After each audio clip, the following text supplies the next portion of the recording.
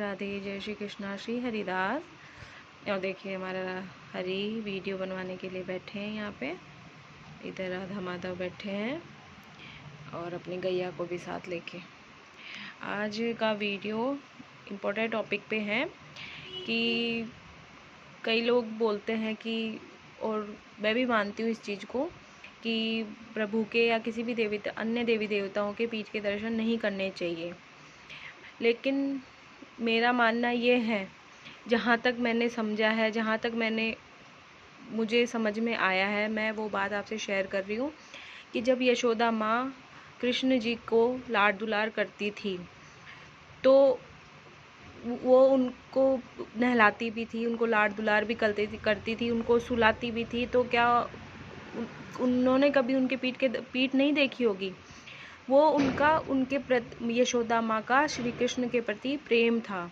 गोकुलवासी कृष्ण के पीछे दौड़ा करते थे, तो क्या उनके पुण्य नष्ट हो गए? क्या उनके सत्कर्म नष्ट हो गए? क्या यशोदा माँ के सत्कर्म नष्ट हो गए? ऐसा नहीं है, क्योंकि कृष्ण यशोदा माँ के पुत्र थे और ये यशोदा माँ का कृष्ण के प्रति प्रेम था। अगर आप कृष्ण को, लड्डू गोपाल जी को अगर आप प्रभु मानते, भगवान मानते हैं, तो आप पीठ के दर्शन नहीं कर सकते।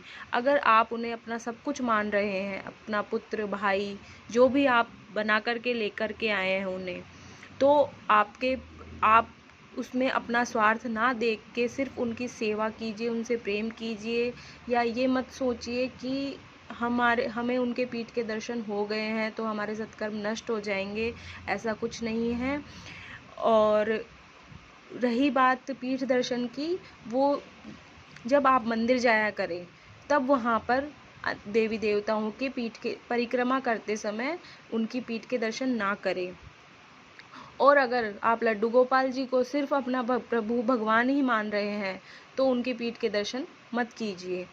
और अगर आप लड्डू गोपाल में अपना पुत्र ढूंढ रहे हैं, पुत्र मान रहे हैं, या फिर अपना भाई मान रहे हैं, तो उसमें आपके सत्कर्म या पुण्यों से कोई लेना देना नहीं है। क्योंकि इसमें तो वो स्वार्थ हो गया कि हम सिर्फ सेवा कर रहे हैं, तो सिर्फ इसी मकसद से कर रहे हैं कि हमें कहीं ना कहीं स्वर्ग प्राप्ति होगी या पुण्य प्राप्ति होगी। ऐसा कुछ नहीं है। जब कृष्ण जी के सर दर्द हुआ था, तब रुक्मणी जी ने पूछा था कि आपका दर्द कैसे ठीक होगा? तो कृष्ण ने कहा था कि अपने चरणों का पानी मुझे पिला दीजिए, मेरा दर्द ठीक हो जाएगा।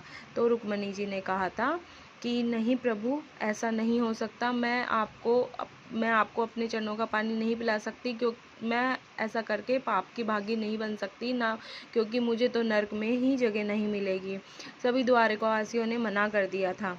जब कृष्ण ब्रज गए थे और जब वहाँ पर गोपियों को और श्री राधा को ये पता चला कि कृष्ण जी के सर में दर्द है, तो वो अपने चरणों का पानी उनको पिलाने के लिए तैयार थी, बिना ये सोचे कि उनको पाप लगेगा या उनके नरक मिलेगा या कुछ भी। उन्होंने ये एक पल भी नहीं सोचा। क्यों नहीं सोचा? क्योंकि वो उनसे प्रेम करती थी, सिर्फ और सिर्फ प्रेम करती थी। जब रुक्मणी जी ने उन सभी को कहा कि ये तुम क्या कर रही हो, श्री कृष्ण को अपने पैरों का पानी पिलाओगी, तुम पाप करोगी। फिर श्री राधा ने और गोपियों ने कहा था कि अगर ये करके कृष्ण की पीड़ा दूर होती है, हमारे चरणों के पानी पीने से उनकी पीड़ा दूर होती है, तो हमें स्वर्ग नरक की चिंता नहीं है, बस हमारे कृष्ण की पीड़ा दूर होनी चाहिए। मेरा कहने का मतलब यही है, आप प्रभु से सिर्फ प्रेम करिए, स्वार्थ भाव से ना करके सिर्फ प्रेम करिए और सब बाकी प्रभु पर छोड़ दीजिए। जो होगा वो ये करेंगे। जब माँ यशोदा के पुण्य नष्ट नहीं हुए, तो हम भी उनको अपने पुत्र स्वरूप में प्रेम कर रहे हैं। अगर हमारे मन के भाव अच्छे हैं तो हमारे पुण्य या सत्कर्म जो भी हैं वो प्रभु देखेंगे। हमें ये नहीं देखना कि हमारे सत्कर्म नष्ट हो रहे हैं या पीठ के दर्शन हो रहे हैं, ये मत सोचिए।